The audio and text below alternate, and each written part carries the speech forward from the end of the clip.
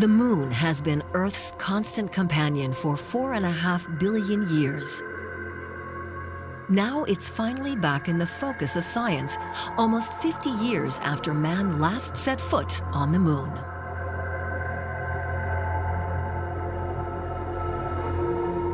There's more people, the percentage of the total people on this Earth that were not alive when we had the last lunar landing. It's been that long, right? And we haven't done the next thing. And so some people say, been there, done that. But what we haven't done is we've just touched the ground, planted a flag and left, right? We haven't really lived. We haven't explored, truly. If you want to commit the money to it like we did in Apollo, you could do it in probably 10 years. Easy. We did it in 8 years and 2 months. Now scientists are concentrating on ways to grow food, produce energy, and make tools there.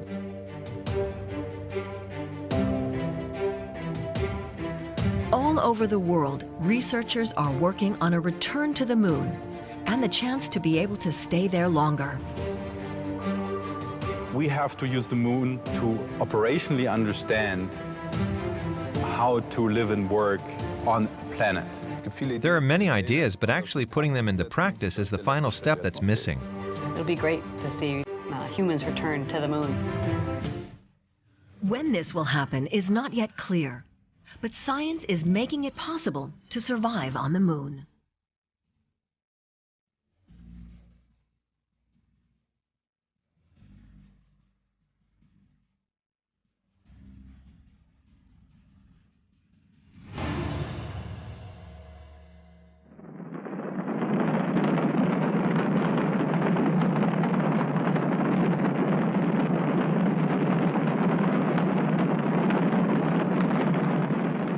On this Wednesday in 1969, the world was holding its breath.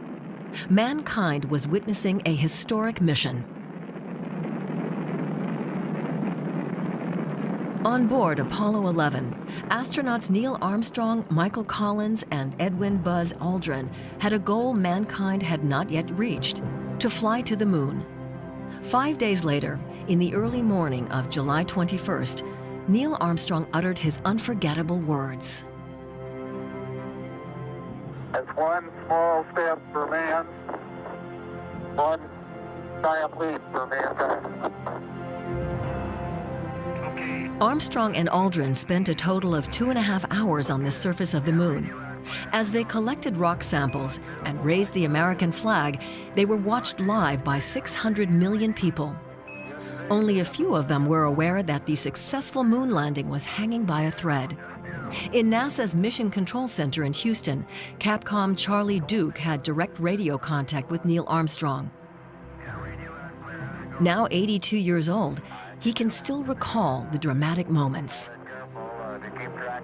We get very, very tight on fuel. I call 60 seconds, which meant he had 60 seconds to land, and I called 30 seconds. The tension is rising in mission control. You could hear a pin drop, and we were holding our breath. Will we make it? I called 30 seconds, and then 13 seconds later, he landed. But it was very, very tight and very close to an abort. Yet the first lunar landing was a success. 3 years later, Charlie Duke got his own entry in the annals of space travel.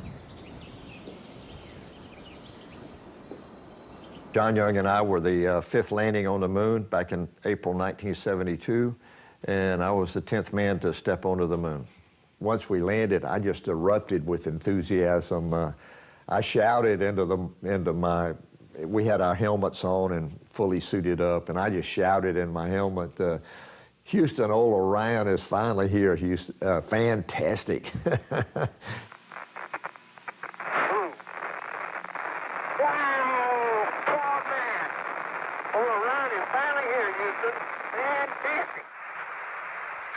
On the surface of the moon, Charlie and his commander, John Young, carried out experiments, for example, on radiation protection and heat flow. It was awesome.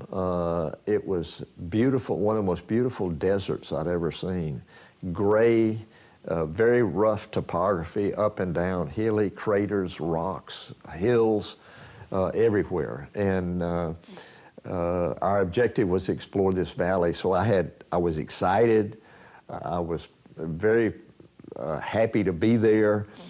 You were almost overcome with the thought of, I'm on the moon, and I'm on the moon. That's it. We're going home again, jiggity jig. Wow. On April 24th, 1972, they lifted off again. What a ride. Only one further Apollo mission followed half a year later.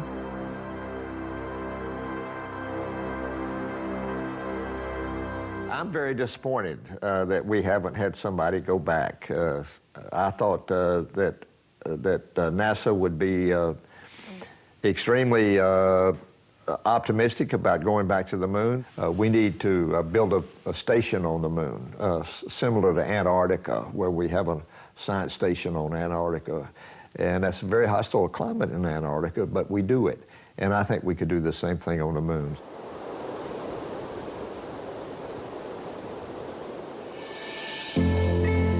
Antarctica is the Earth's most extreme continent. Nowhere else is it this cold, with temperatures of minus 90 degrees Celsius being measured here.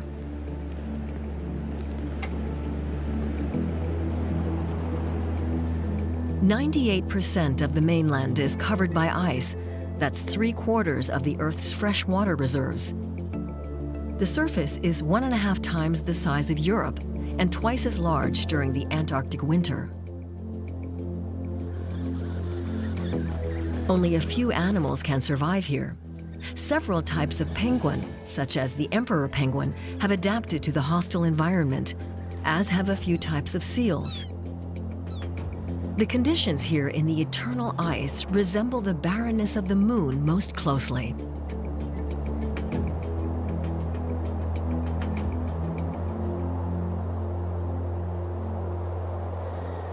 Which is why a team of researchers from Bremen have made the long journey to the far south. The 14 members of the German Aerospace Center, DLR, will spend 2 months at the research station Neumeier 3.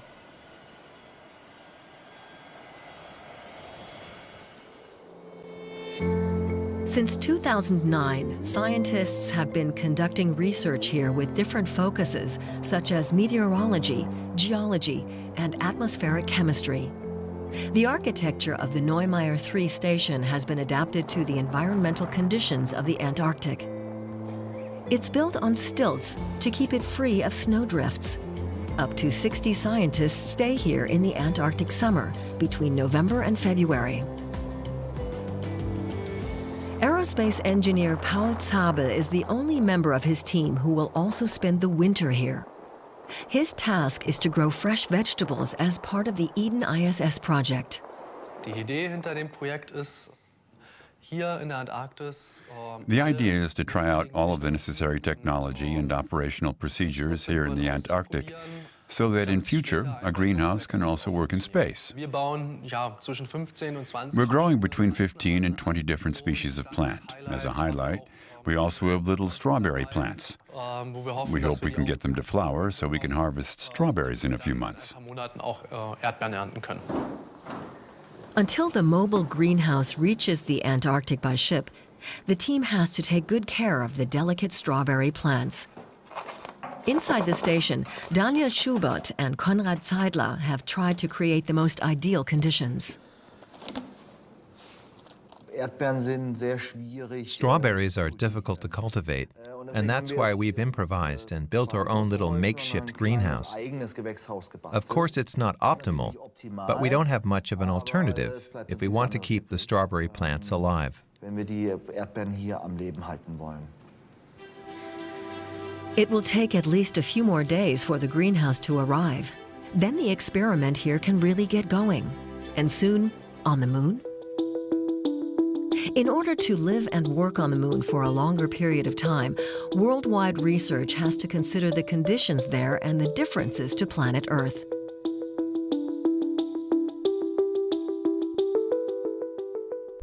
"71% of the Earth is covered in water. It has an atmosphere, a layer of air and gases that surround it and protect it, for example, from meteorite impact and damage from various types of radiation. It also ensures that temperature swings are moderate. 400,000 kilometers away, things look rather different on the moon. Water would have to be extracted from lunar sand by evaporating and condensing it. The moon has no atmosphere to protect it from the impact of any flying objects. It is also exposed to dangerous cosmic radiation. Temperatures rise and fall so dramatically that humans could not easily survive. To make that possible in the future, international students of the European Space Agency are conducting research with various experiments at the European Training Center for Astronauts in Cologne. Dr. Aidan Cowley is in charge of the Spaceship EAC project. Outside the center, a lunar station will be built for test and research purposes. So what you're looking at is a foundation at the moment, but in the next few months this is going to rapidly change into a building. We're going to have a large 34-meter diameter dome. We're going to have 700 tons of regolith simulant. Regolith is the name of the material you find on the lunar surface. A small settlement, for now in Cologne, but in the not-too-distant future, one on the moon too. This is how the scientists imagine it will look. Inside, there's an airlock and a technical area. The main room is provided with daylight. Like in the ISS, the oxygen supply is provided by chemically based air preparation. Another good example of why we should go back to the moon would be to understand the radiation environment. So if you're in low Earth orbit at the moment, you have the magnetosphere of Earth protecting you to a certain degree. But the minute you move beyond this, you go to the lunar environment, you no longer have that protection. And now you've got an entirely new radiation environment that will have a different effect on humans. The lunar habitat will protect humans from this radiation with a strong outer layer. This is the protective layer that we want to build. So the idea is that we take the material that is already on the moon, and by applying the microwaves, we could put it around the lunar habitat and build like a solid structure that will protect the lunar habitat from the meteoroids, the radiations, and so on. Student Oriane Garcia from France is producing the heat required to sinter the powdery regolith, baking it into a hard layer. At the moment, however, it looks more like pebbles than a flat surface. On the moon, special robot vehicles would spread the lunar sand and sinter it at the same time, which would take about 3 months. Back then, the Apollo astronauts didn't have such a protective building. Well, in 3 days, it wasn't bad.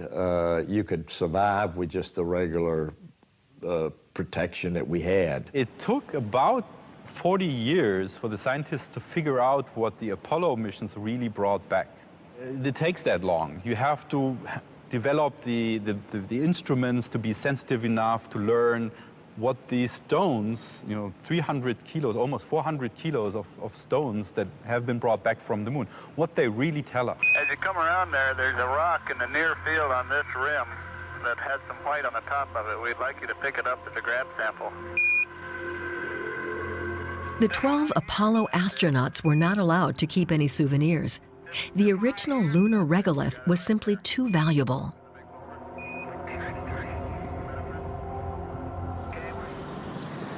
Just a stone's throw away from the research center in Cologne is the DLR's Institute for Solar Research. Here, too, scientists are researching regolith radiation protection. Professor Matthias Spall and his team seek the most moon-like conditions possible. What's available in abundance on the moon is moon dust and plenty of radiation from the sun. We would need several meters of moon rock or moon dust as protection from radiation from the sun and other cosmic sources. And that's one of the things that we're researching.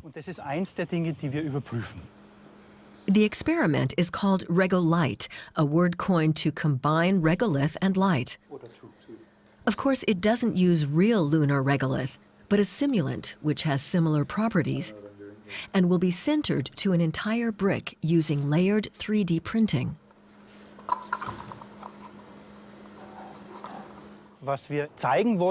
What we want to show is that we can really produce a 3D object, whether X, Y, or Z, in a vacuum. And this is the technology we're developing here. There is a vacuum on the surface of the moon. To simulate this, Miranda Fateri and Alexandre Meurice from France are creating the experiment in a vacuum chamber. Our objective is to see what the mechanical properties are if we sinter something in a vacuum. If something better comes out, can we construct a better building with it or not? The strong xenon beams imitate the sun and can create a constant heat of around 1,100 degrees Celsius. Channeled into one ray, they hit the 3 levels of moving moon sand below. It can take up to 5 hours under lunar conditions to bake a 3-dimensional object such as a brick.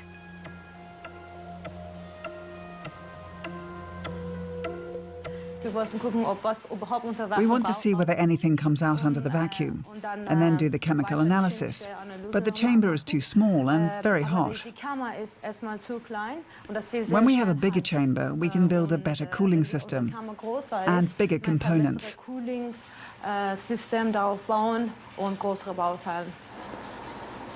Scientists have to find the right parameters so that in future, today's result will look like the brick sintered without a vacuum. As a last step, they have to replace the artificial light with their solar furnace, which consists of 159 square mirrors and concentrates the light energy. It produces the necessary heat through constant sun radiation as exists on the moon. You have to make use of every resource you have. And so I think 3D printing structures for habitations, all these things that we can do now with the existing infrastructure, existing materials on the surface will be something we'll want to take advantage of. Back to the Antarctic. The conditions can change unpredictably. With the possibility of wind speeds of up to 60 knots, that's hurricane force. The weather here is the deciding factor. It's exactly the right testing ground for the scientists with the perfect conditions for their research. The Antarctic is the most remote continent of the world. It's not easy to reach. The people living here are dependent on the technology which keeps them alive, just like in a space mission. So it's the best place to test the whole operation of the greenhouse. Almost everything is prepared for their Project Eden ISS, where they're planning to grow vegetables and strawberries in a mobile greenhouse. This platform has been standing here for a while, 400 meters away from the German research station Neumayer 3. The mobile greenhouse should have arrived here days ago, but the cargo boat transporting it to the site is making slow headway through the thick pack ice. 14,000 kilometers away in Germany, moon research is also being carried out. Various experiments for the Project Spaceship EAC are being carried out at the European Astronaut Training Center in Cologne. Belgian student Sander Koene is working on a virtual environment where future visitors to the moon can train.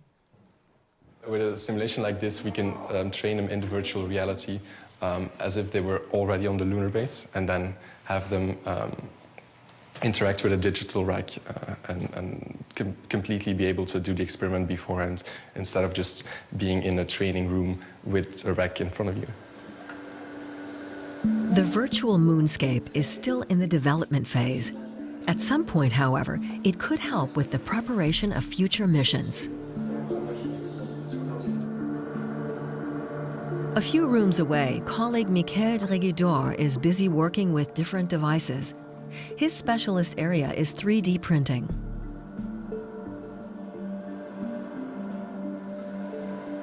This is a 3D printer. It works with polymer, and the polymer is sticky behind, and basically it warms it up in here, and then it melts. And when it melts, you can put it over a surface. It gets cold, so it gets stick to the bed, and you can print lane by lane and then layer by layer and make a 3D object. Heating, melting, printing. But for the next step, Michele is particularly interested in the reusability of the plastic. What we are doing is here check if the materials work properly in the moon, and afterwards, basically, we will check with our piece if we crash it, and then we re-extrude it with this machine again and print it again if it works the same as the object before.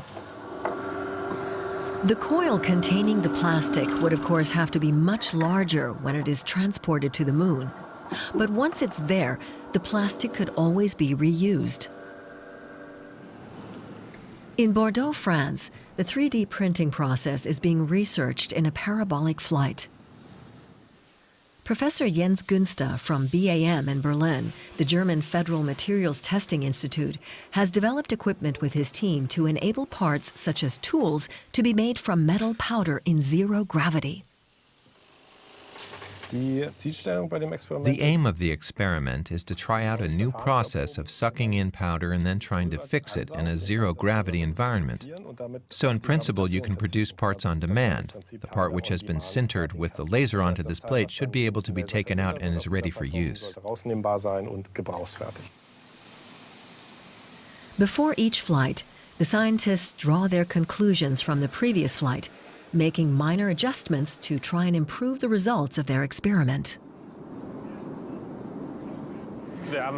This is our third flight day. Last time we switched the material, and this time we have adjusted the parameters of the equipment to be able to apply the layer of powder.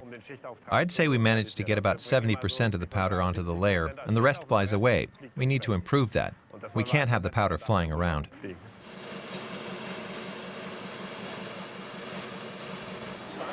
The Berlin research team is just one of many.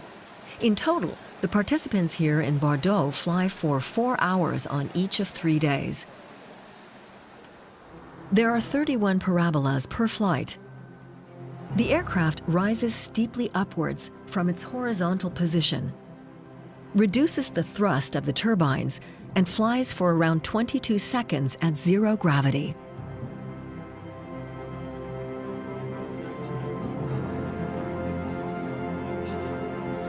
That is a particular challenge for the scientists, as the gravitational force during a parabolic flight varies. They've adapted the structure of their experiment accordingly. The experimental apparatus looks like this. The metal powder is in a container at the beginning of the parabolic flight. From there, it's spread in a layer over the base plate. So that it doesn't fly away in zero gravity, it's sucked in by gas from below and kept on the base plate, also during zero gravity. Then a laser melts the relevant information onto the freshly applied powder. It melts the loose metal powder into a compact structure. This is done with every layer, producing a three-dimensional object, in this case a spanner.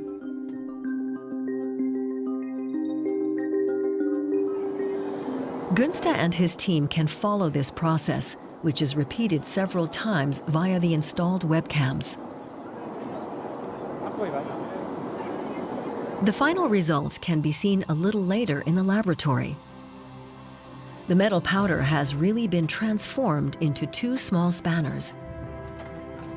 The experiment by Günster's research group was a success.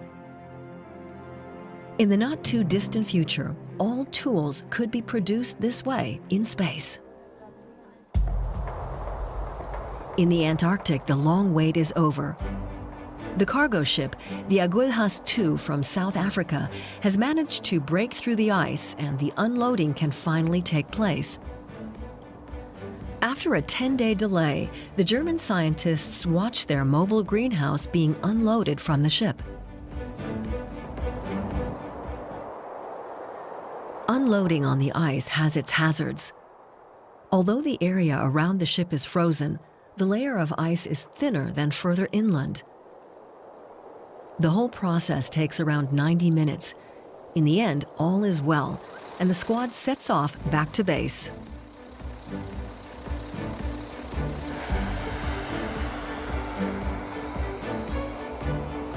It's 23 kilometers away from the unloading point to Neumayer 3.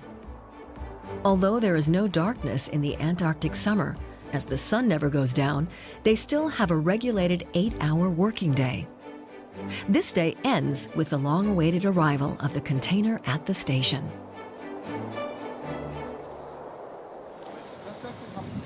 The next day begins early. It's time to build the greenhouse. The scientists have a whole freight container full of equipment which they have to unpack and inspect after such a long journey. At the same time, the mobile greenhouse is assembled. It's made up of 2 6-meter-long containers and is precision lifted by crane onto the platform. Once this task has been completed, the Eden ISS project can really get going. Looking inside the container, we can see how the Antarctic greenhouse works in detail. The first part contains the services sector, where all the technical systems, such as air and heat management, are monitored and controlled. The second part contains herbs, vegetables, and lettuces, which can all self-pollinate with the help of ventilation. The technology which allows them to grow is called aeroponic. Instead of transporting heavy soil into space, the roots of the plant are sprayed with a water nutrient solution.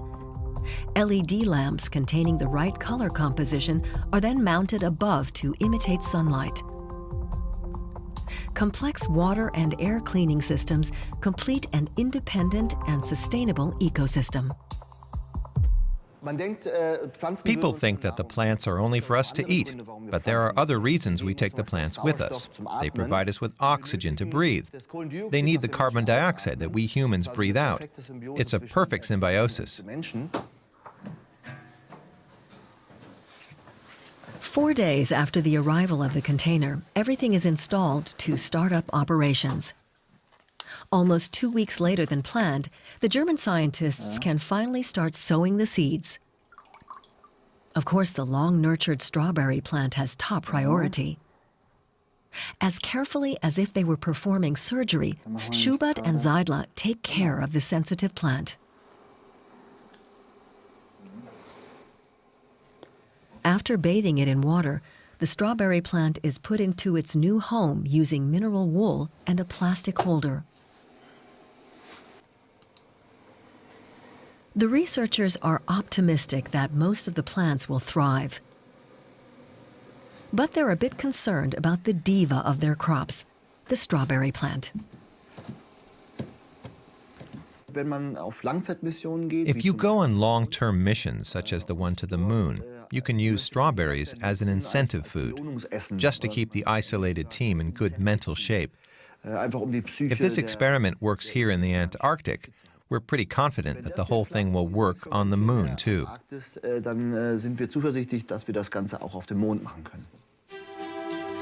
But on the moon, the conditions are more difficult and unpredictable. Although the container could stand without being further secured due to the moon's reduced gravity, the parts of the autonomous system still have to be transported there. Yet there's one key component missing on the moon, which is guaranteed here by the connection to the Neumayer 3 station: electricity.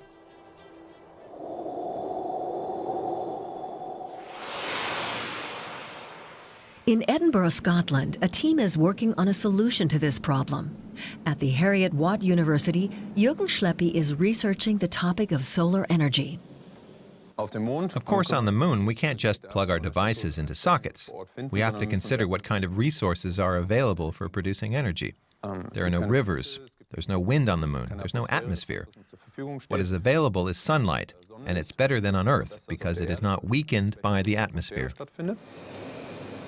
Jürgen Schleppi wants to produce mirrors to create energy. His experiment is also about how to use lunar regolith.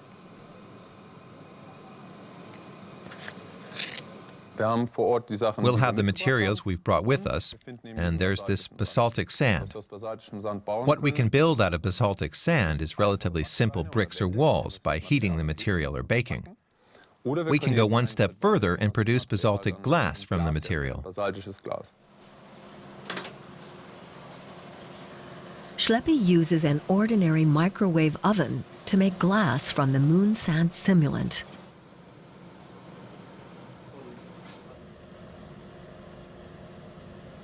He grinds the molten regolith, which is turned into glass, as smoothly as possible. The glass brick still needs a reflective surface. This is made in the final and most complicated part of the mirror production process. On the moon, there is an endless vacuum, but here it has to be created artificially. Schleppy fixes the glass elements which have been produced in recent weeks onto the frame of the vacuum chamber.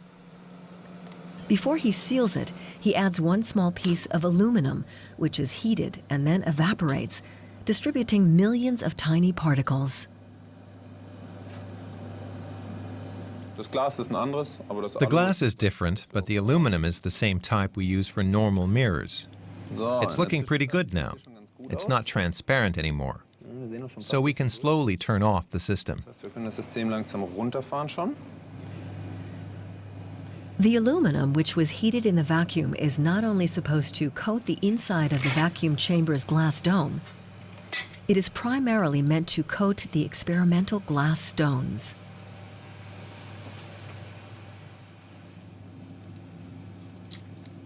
It looks really good. The mirrors have turned out really well. They should be able to reflect our artificial sunlight well. That's what matters at the end of his experiment. It will only be a success if the mirrors made of moon sand can also harness energy from light. To test it, the researcher has built his own construction. His homemade mirrors have to pass the comparison test.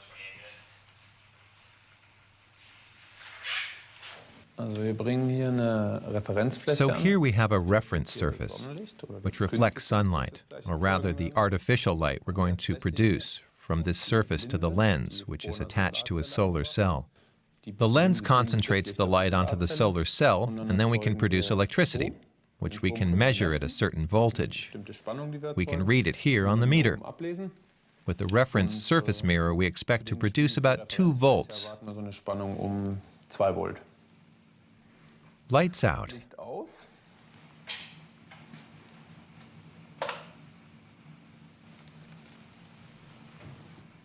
2.46 volts. That looks good. It's working. 2.46 volts are produced with an ordinary mirror surface. This is a reference level for the mirror made of the imitation lunar sand.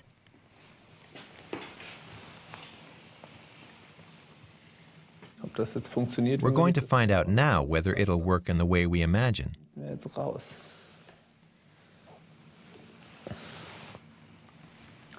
2.23 volts. That's great. We're only losing about 10% compared to the reference mirror surface. That's really good for the first attempt. Very successful. So the German scientist has really succeeded in producing energy from lunar regolith and light. You know, if we can mine those resources and turn them into mirrors or some other solar type of energy, that's definitely going to be a way we're going to maintain a base or a presence on the moon. But the biggest challenge, I think, for living on the surface of the moon is dealing with the power needs, dealing with the infrastructure to maintain systems, especially during the lunar night. What's interesting about the moon is almost anywhere on the surface, you're going to experience 14 continuous Earth days of light, followed by 14 continuous Earth days of night. This day and night rhythm of the moon can be illustrated with the help of a solar cell, which would be positioned on the side of the moon that we always see from Earth. This phenomenon arises due to so-called synchronous rotation. The moon needs exactly the same time to orbit the Earth as it does to rotate on its own axis, almost 28 days. Since it rotates on its own axis, this means that the side with the solar cell faces the sun for 14 days. During this period, the energy production by the solar cell is constantly stable. For the other 2 weeks, the solar cell is on the shadow side. Solar energy cannot be produced during the long lunar nights. And that night, it's cold, dark, there's no solar energy to draw from. You have to have power that can keep alive during those 14 days. So we need small, efficient batteries. We need very efficient solar cells. If we can develop batteries that'll last 2 weeks for lunar night and do all of the things you want to do up on the moon during that time, then that's the answer. For Duke's 3-day trip to the moon and the other equally short Apollo missions, energy was not a problem. A much greater challenge back then was moving around in the bulky spacesuits. The astronauts only learned to handle it once they reached the moon. There are 3 ways to move around on the moon. I generally did a walk, just a regular walk, stiff-legged walk that you could really get going fast. But if I was going uphill, I would kangaroo hop uphill. I like to skip along, or whatever you call it. I can't get my left leg in front of me.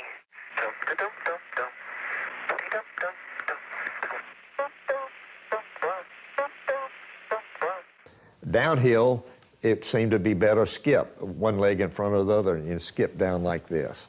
So it depended, to me it depended on the terrain that I was on, which one I used. I think we really need a better spacesuit to stay on the moon a long time. It's precisely this project, the development of a spacesuit for the moon and Mars, which is being pursued at the Massachusetts Institute of Technology in Boston. Professor Dava Newman is trying to adapt the old spacesuit to the conditions on the moon. Because right now the current spacesuit is 140 kilos. It's for space station. It was for shuttle, so that's okay in weightlessness. But when we get to the moon and Mars, we're in a gravity environment. The moon only has about 17% of the Earth's gravity, allowing large leaps, but these can backfire, especially in heavy spacesuits. Come on out here and give me a salute. Big Navy salute. Off the ground, before. How do I make someone much more like an Olympic athlete? How do we perform and not waste my energy working against a suit, but put all that energy into performing? So you really have to think about a completely different design. The only other way to keep someone alive and put pressure on them is to basically put it right onto the skin. So that's called mechanical counterpressure. Dava's version of the suit is skin tight, exerting pressure on the body and the right pressure within the body. This means that human tissue is not stretched and blood doesn't clot. It's made of 3 layers. The inner layer controls body temperature, the middle layer provides stability and flexibility, and the outer layer is protective. If the suit tears, it can be easily repaired. The outdoor work on the moon can then continue. With current spacesuits, a leak could be lethal, as the gas it contains to maintain the pressure necessary for human survival could leak out. This is what makes it so heavy and hinders the astronauts' movement, a major disadvantage compared to MIT's version. We've been working on it for a while, for the last 15 years, and so far it seems feasible. Their moon suit is indeed feasible, but whether it will be deployed remains to be seen. Elsewhere, the successful implementation of an experiment is more concrete. In the German Aerospace Center in Bremen, the scientists of the Eden ISS project have been back from the Antarctic for a month, minus the one who has to stay and look after the plants in the greenhouse container. They ask how things are going. Since the start of the isolation, it's actually been quite nice here. At last, there aren't so many people around. It's quite pleasant. The greenhouse is doing well. The plants are going great. We had a few teething problems at first, but on the whole, it's all going pretty well. The Antarctic gardener regularly reports via video conference on the development of the plants. The strawberries were really sensitive, and sadly they didn't make it. We had to stop the experiment early. We're making a new start with the experiment from scratch. Because we don't have seedlings in there anymore, we've planted them straight from seed, and we think it'll be a success. Every day since their return, scientists have been observing the growth. Today is harvest day, and gardener Paul Zabel can finally reap the benefits of his weeks-long work.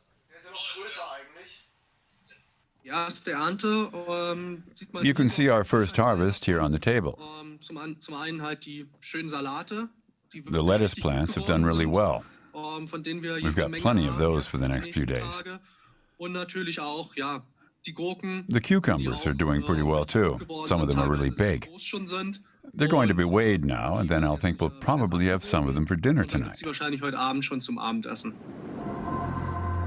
Paul Zabel and the other 9 researchers at the Neumeier 3 station will have fresh vegetables to eat. Not only today, but during their whole isolation period in the Antarctic winter. The Eden ISS project is already a success, and the basis for a food supply for future trips to the moon has been created. In a perfect world, we could put a moon habitat, or at least a greenhouse on the moon, within the next 15 to 20 years. But this isn't a perfect world. The necessary research funding for speedy progress is not as easy to come by as it was in times of the Apollo missions. We don't want to just do Apollo again. That's not what our goal is. Our goal is sustainable, long-term exploration. 50 years after the first moon landing, we will probably have to wait a few more years or even decades until the next one. But preliminary preparations are underway. It's just an exciting thought that we as humans are able to get together internationally and manage to build a base and a permanent outpost on the surface of the moon. The return to the moon is certainly in our genes. We have been given an inquisitive mind and a heart that wants to go out and explore. Nobody knows how long it will take until the next lunar mission takes place. But we do know that in the next few years, a lot will revolve around the moon.